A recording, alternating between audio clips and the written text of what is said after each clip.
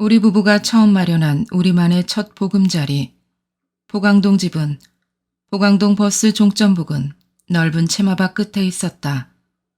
서울특별시 용산구 포강동 9호 9통 9반이란 다정한 주소를 지닌 집 앞을 나서면 채마밭 입구에 서 있는 동네 교회가 보였고, 장독대에 올라 발꿈치를 들면 저만치 한강이 내려다 보이는 집이었다.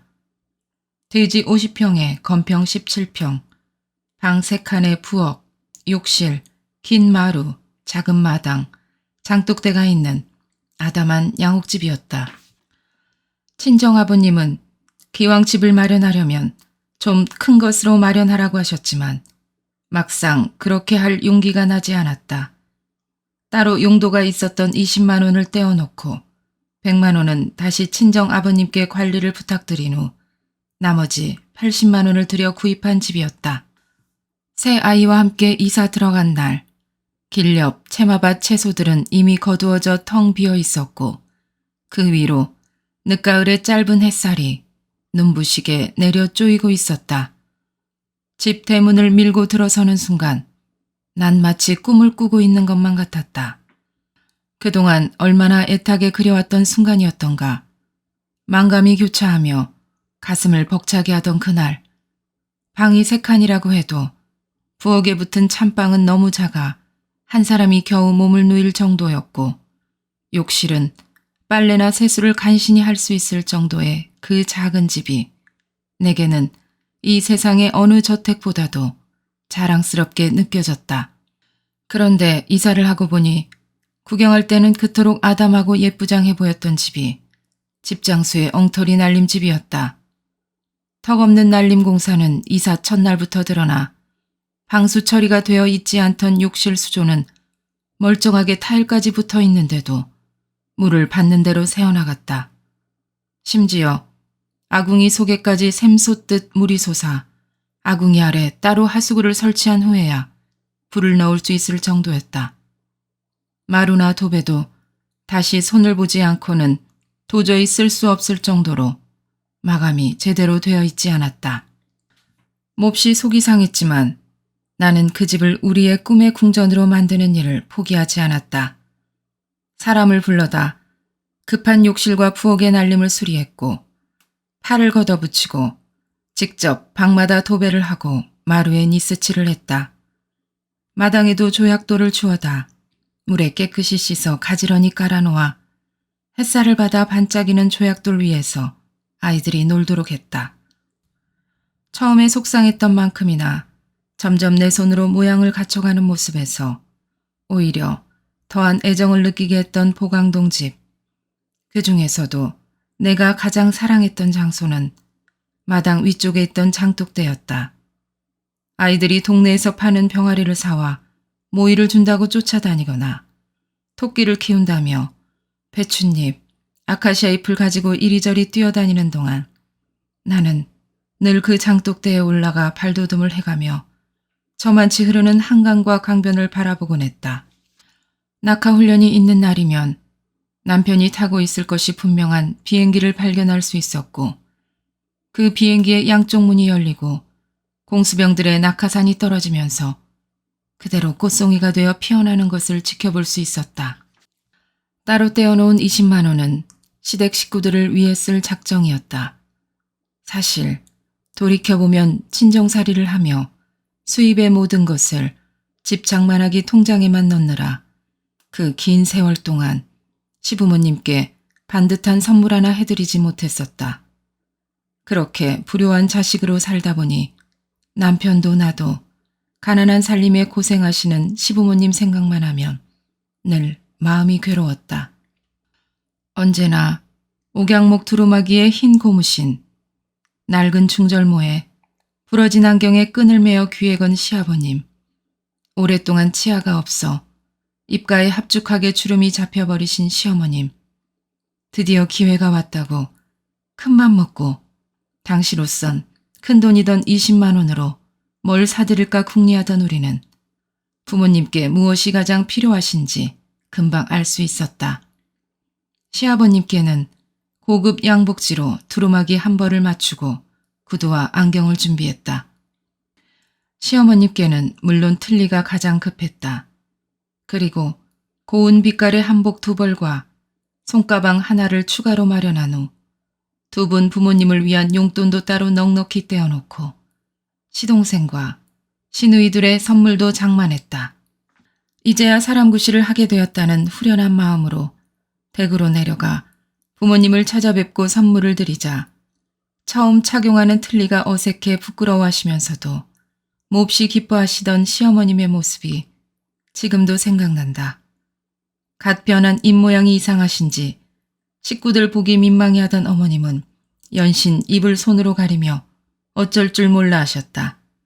그 모습에 모여앉은 식구들이 어머님, 너무나 보기 좋습니다. 입에 주름이 다 펴지고 없어요. 라고 말씀드리자 그제서야 손을 내리시며 행복한 웃음을 활짝 웃으시는 것이었다. 갓 이사한 새 집에 온갖 정성을 다 쏟고 있던 어느 날이었다. 저녁에 퇴근한 남편이 내게 한 가지 의논할 것이 있다고 했다. 우리의 새 보금자리인 보강동 집에 부모님을 모셔와 함께 살고 싶다는 것이었다.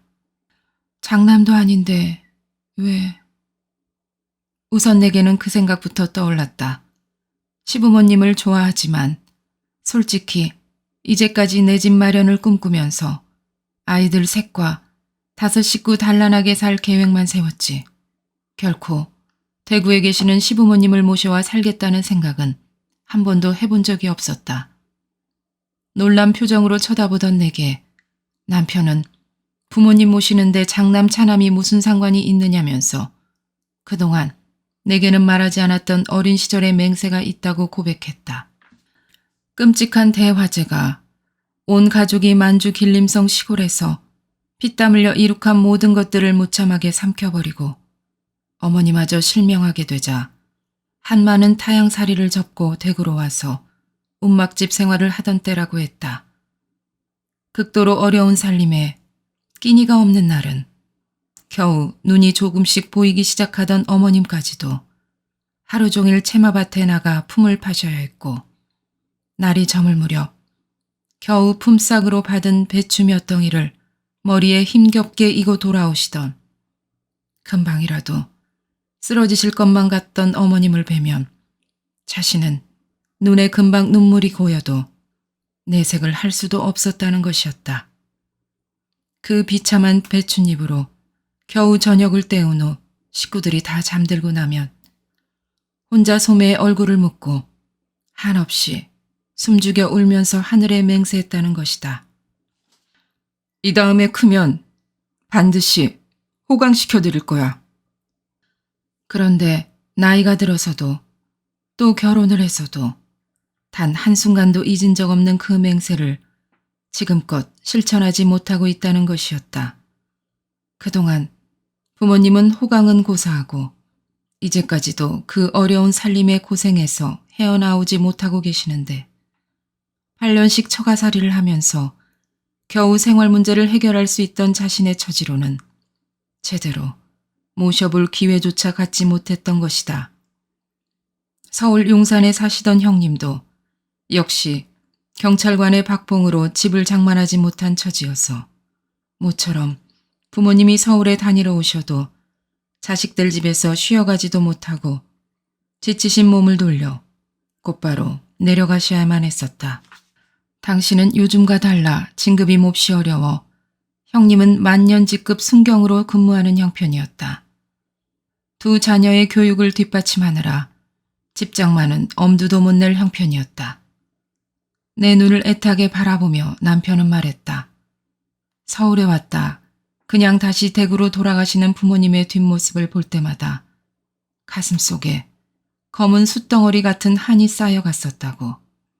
하지만 그 뼛속 깊은 곳에서 우러나오는 아픔을 자신의 능력 부족으로 고생하고 있는 아내에게, 그것도 살아보겠다고 아등바등하는 아내에게 차마 말할 수조차 없었다고 했다.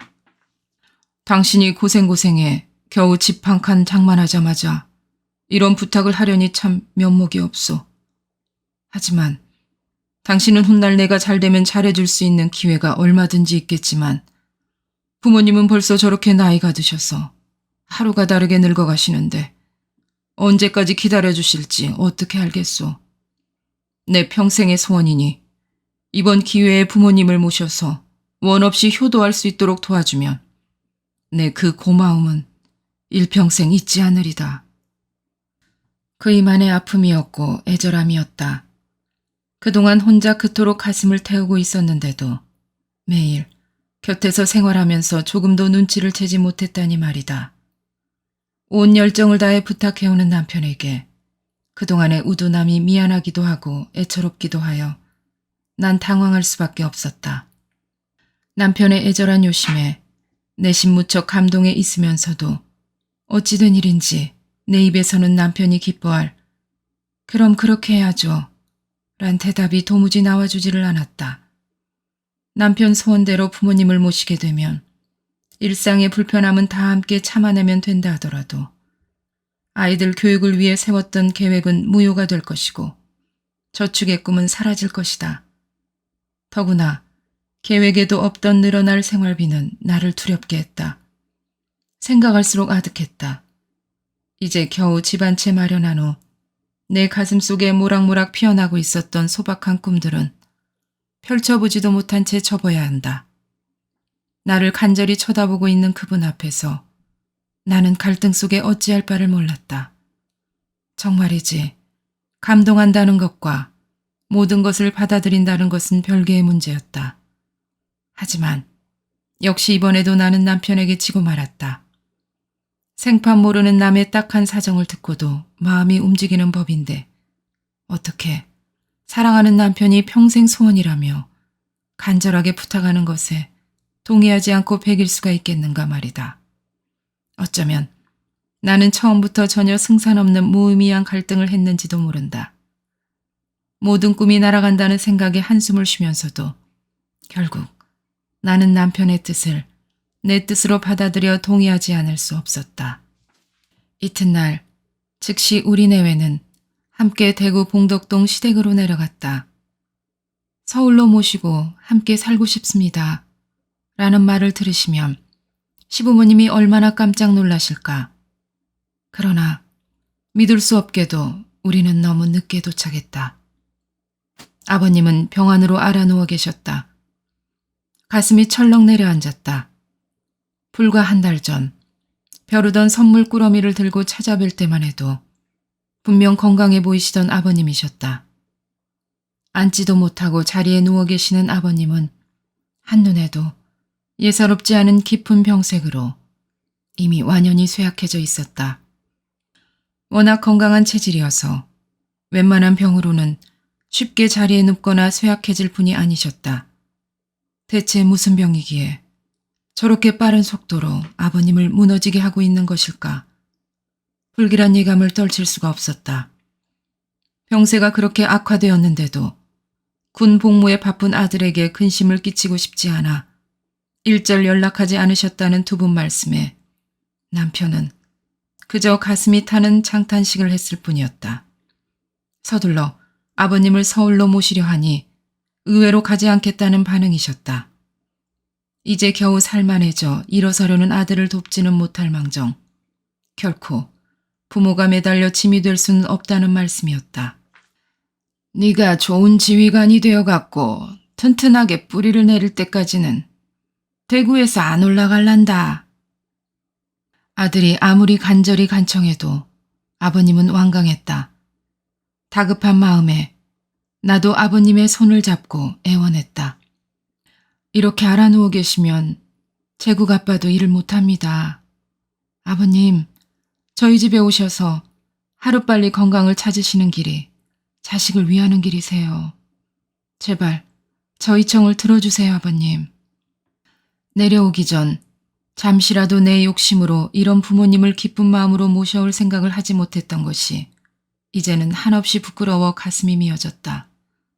어쩐지 이번에 모시고 올라가지 못하면 평생의 한으로 남을 것만 같은 생각이 나를 더욱 초조하게 했다. 병든 몸으로 아들네 집에 오신다는 것이 아들보다도 오히려 며느리에게 더 마음이 쓰이셨던지 아버님은 결국 며느리의 이 마지막 간청에는 더 이상 고개를 젓지 않으셨다. 1966년 7월의 일이다. 시부모님을 모시고 뒤늦게 서울집으로 상경하면서 그의 여름에 있었던 일이 떠올라 더욱 가슴이 아팠다. 해수욕장이란 말만 들어봤지 어떻게 생겼는지도 모르신다는 시부모님을 포항 해수욕장에 모시고 간 것이 그때가 처음이었다. 해수욕장이라곤 난생 처음이었던 아버님은 그이와 아이들의 권유에 못 이겨 속바지, 러닝셔츠 차림으로 물놀이를 하셨다. 어머님도 속옷에 위도 차림이셨지만 바닷물에 들어가서 아이들과 튜브에 매달려 모처럼 즐거운 시간을 보내셨다. 다녀오신 후에 아버님이 대구집 골목에서 친구분들과 둘러앉아 말씀하시던 것이 생각난다. 참 희한한 세상인기라. 여기선 옷 벗고 다니는 게 정신 나간 긴데 해수욕장이란 데를 가보이 옷 입은 게 바로 정신 나간 짓인기라. 참 희한한 세상이제. 참 희한한 세상이제. 그렇게 해수욕장 하나를 보시고도 참 희한한 세상이제를 연발하시던 아버님. 그 흔한 해수욕장의 풍경 하나가 그렇게도 희한한 세상이며 경이가 될 정도로 좋은 구경도 한번 제대로 시켜드리지 못했는데 이렇게 덜컥 무서운 병에 걸려 쇠약해지시다니. 효도하겠다고 맹세하고 애를 태우던 아들은 효심으로 가득한데 아버님은 미처 기다려주지 못하시는 것만 같아 더욱 안타깝기만 한 상경이었다. 당시 서울에서는 을지로 이가 신영병원의 민병철 박사가 간 전문의로 유명했다. 남편은 직접 민 박사를 찾아가 아버님의 치료를 부탁했고 아버님은 상경하시자 곧 입원하실 수 있었다. 환자가 워낙 건강 체질이라 최악의 경우 간암으로 판정이 나와도 환부만 잘 도려내면 살려낼 수 있다는 민 박사의 말에 우리 내외는 일단 안도했다. 하지만 걱정스럽게도 정밀검사에 들어갈 무렵 아버님은 자주 고열에 시달렸다. 이후 의뢰서를 들고 찾아간 원자력 병원에서도 오랜 시간 간 사진을 찍는 일이나 조직검사를 받는 일에 무척 지쳐하셨다. 그 모습에 걱정이 되면서도 곧 아버님이 쾌차하시리라고만 생각했다. 최첨단 정밀검사까지 받아가며 하는 수술이니 틀림없이 성공해 머지않아 자리에서 박차고 일어나시리라. 그리고는 정겹고 당당한 팔자걸음으로 아들의 보강동 새 집을 활보하면서 예전 같은 너털 웃음을 웃으시리라. 그렇게 믿고 있던 우리에게 던져진 조직검사 결과는 너무나 절망적인 것이었다. 간암이 간 전체에 두루 퍼져 있어 손을 댈 엄두를 낼 수 없다는 것이었다. 담당 의사가 마지막으로 조심스럽게 건넨 말은 더욱 기막혔다. 아버님을 집으로 모셔가 편안히 치료받도록 하는 것이 좋겠다는 것이었다. 의사의 이 마지막 권유는 우리에겐 일말의 희망도 갖지 말라는 정중한 사형 선고처럼 들렸다. 집에서 치료하면 안 되나? 병원은 깝깝하구마. 간신히 얼굴을 가다듬고 의사의 방을 나와 아버님께 가자 아버님도 자신의 병을 아는지 모르는지 귀가를 원하셨다. 어떻게 왔는지 정신없이 아버님을 집으로 모시고 온 그날 밤 하늘이 무너진다더니 남편으로서는 억장이 무너지는 한스러운 일이 아닐 수 없었다. 이미 몰라보게 말라버린 아버님을 등에 업어 안방 이불 위에 편히 누워드리고 그 곁에 어머님 잠자리를 마련해드린 후 건넌 방으로 건너온 그분은 밤새 소리 죽여 오열했다. 이미 손을 쓸 수도 없이 병마에 쓰러져 버리신 아버님. 맹세는 무엇하며 집에 모신들 무슨 소용이 있단 말인가. 험한 세상의 풍파 속에서 자식들을 어떻게든 보호하기 위해 온갖 고생을 하신 그 아버님께 노경만이라도 편안히 모시고 싶어 했던 그이의 애절한 소원을 가혹한 운명은 그렇게 거부하고 있었다. 그날로부터 7달 반을 아버님은 우리 곁에 더 계셔 주셨다. 병세는 기울어 이미 생명은 황혼이었고 대소변을 가리는 일조차 힘겨웠던 마지막 투병의 벼랑 끝이었다.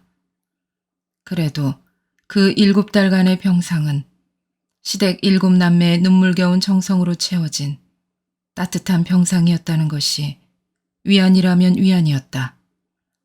모두 넉넉지 않은 처지였고 또 생업으로부터 빠져나오기 힘겨웠지만 서로 돌아가며 한시도 아버님의 병상을 비우지 않고 아버님을 돌봤다.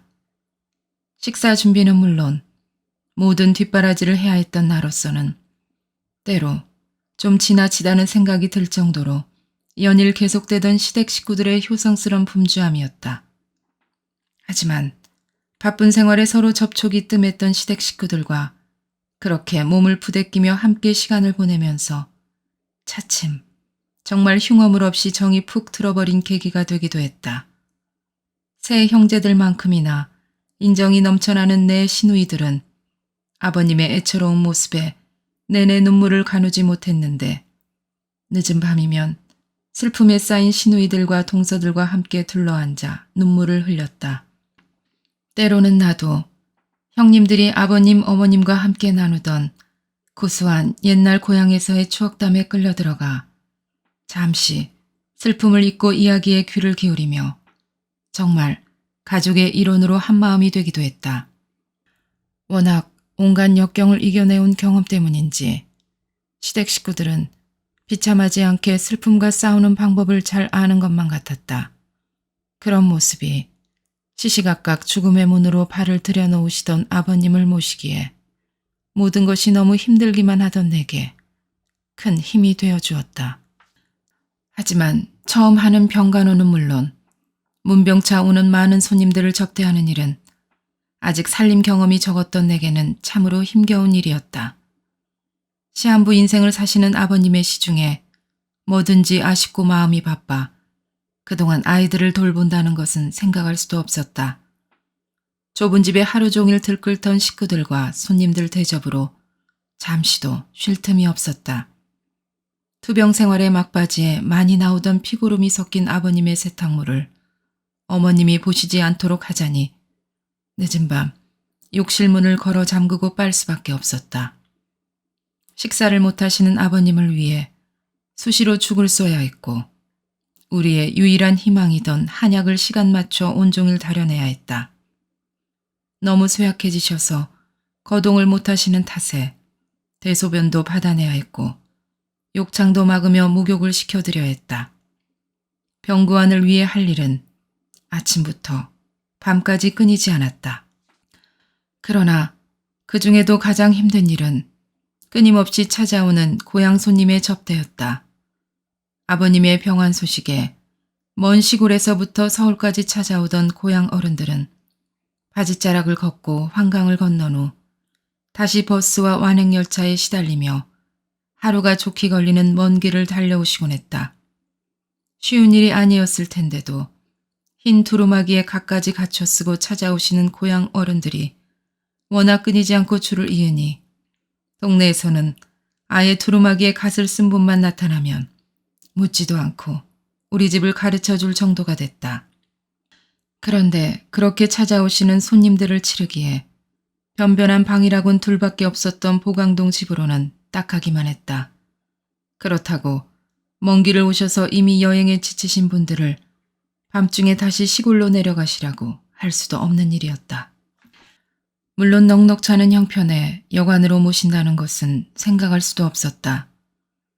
밤이 되어 가시려는 분들을 억지로 만류해 주무시고 가시게 했고 그러면 미안해하며 다시 자리에 앉으시던 고향 어른들은 당시로서는 흔치 않던 텔레비전을 보시거나 아버님과 밀렸던 말씀을 나누시느라 밤이 깊도록 앉아 계시기가 예사였다. 찾아주시는 고향 어른들 한 분 한 분이 아버님께는 다 모처럼 만에 만나보시는 반가운 얼굴이었다.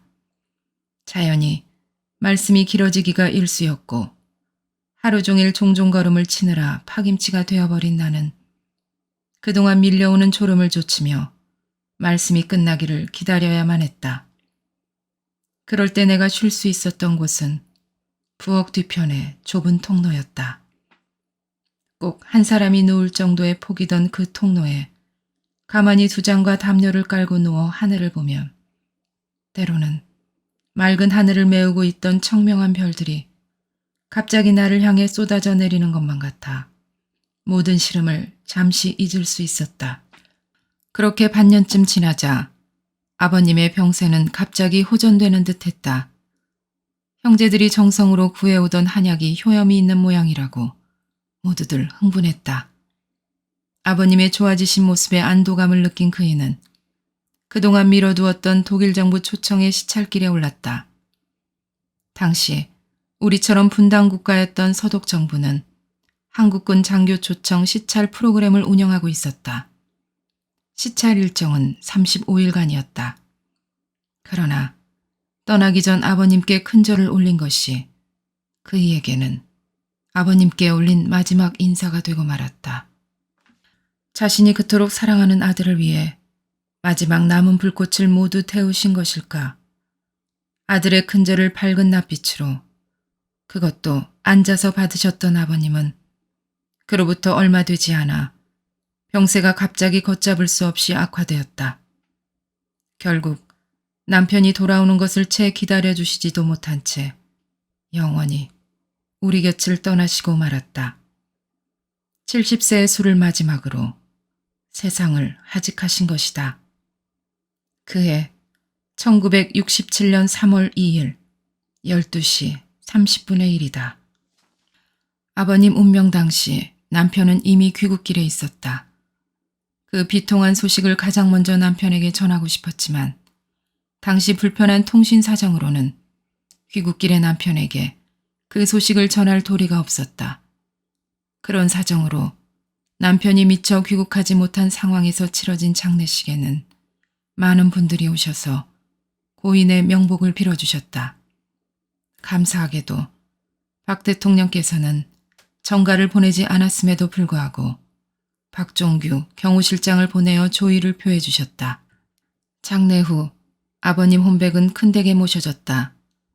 시아주버님은 아버님을 생전에 한번 모셔보지도 못하고 혼백이 되신 후에야 모시게 되었다며 더욱더 한스러워하셨다.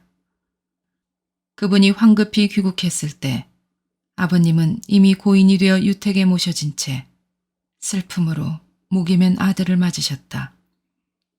당신께서 생전에 손수 마련해 놓으셨던 아버님의 유택은 고향 가는 길목에 있어 내려다보면 저만치 느리게 돌아 흐르는 환강이 자리하고 강변 고향 마을의 아침 아지랑이와 밥 짓는 저녁 연기가 피어오르는 한 폭의 그림 같은 곳이었다.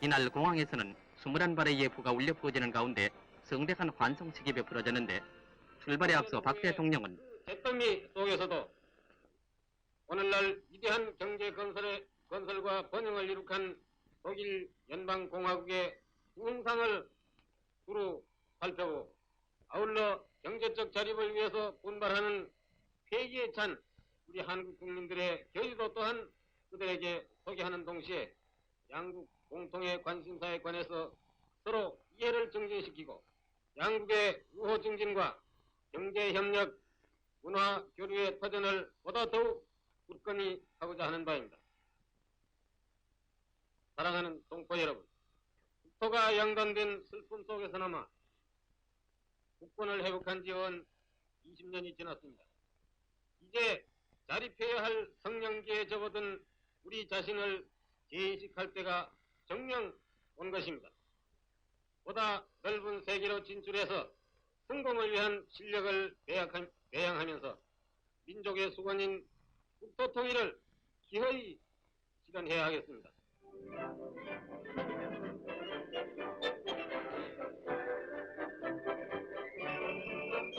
이어 공항에 환송 나온 국내외 여러 인사들과 인사를 교환한 다음 하랍에 오른 박정희 대통령은 두 손을 높이 들어 이번 독일 방문에 큰 성과를 다짐했습니다.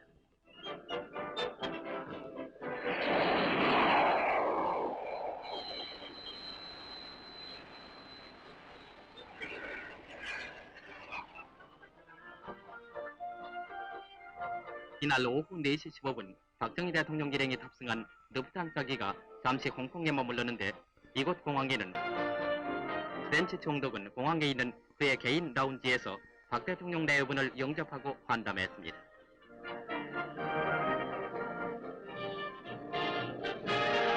이날 밤 6시 37분 방콕에 도착한 박정희 대통령은 공항 비빈실에서 하남 태국 수상과 만나 두 나라의 우호 증진을 다짐했는데 이 자리에서 박 대통령은 태국군이 한국동란대 참전해서 잘 싸워준 데 대해 감사하고 지금도 훌륭히 복무하고 있어서 한국 국민은 마음 든든히 생각하고 있다고 말했습니다.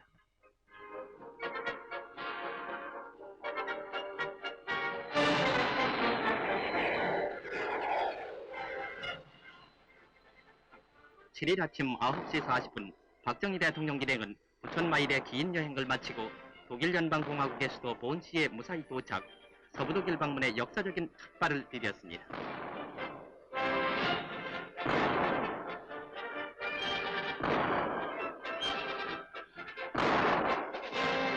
한영 아치와 한독 양국기가 나붙기는 본시 퀼른 국제공항에 도착, 하랍에서 내린 박 대통령은 21발의 예포가 울려 퍼지는 가운데 네부케 서부독일 대통령과 에르하르트 수상을 비롯한 여러 정부 요인들과 인사를 나누었습니다.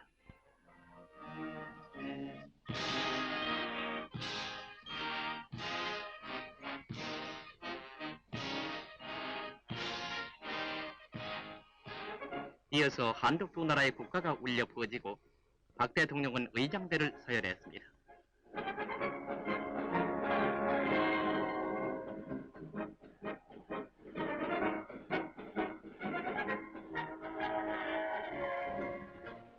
박 대통령의 방독은 양국의 우호 증진에 새로운 계기를 마련할 것이라는 네부케 대통령의 환영사에 이어서 박정희 대통령은 도착 성명에서 두 나라만이 겪는 공통의 고민을 종결시키기 위해서 보다 깊은 이해와 긴밀한 협력을 기대한다고 말하면서 이번 독일 방문을 통해서 실질적이며 구체적인 의견이 교환되어 두 나라의 우호 증진과 경제 협력 그리고 문화 교류 등 유익한 계기가 마련될 것을 확신한다고 말했습니다. 환영식에 이어서 손에 태극기를 든 이곳 교포들의 뜨거운 환영 속에 박 대통령은 400명의 경찰과 15대의 모터사이클의 경호를 받으며 네부케 대통령과 동승 숙소인 보프 호텔로 향했습니다.